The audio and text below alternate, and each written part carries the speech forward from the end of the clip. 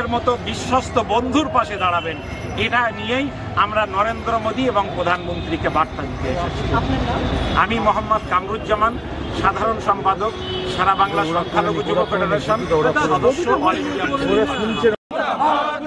America মুর্দাবাদ, America মুর্দাবাদ, এই যুদ্ধ বন্ধ করো, এই ইরানের উপরে হামলা মানছি না, মানবো না। এই আমেরিকার গুন্ডাগিরি মানছি না, মানবো না। আমেরিকার গুন্ডাগিরি মানছি না, মানবো না।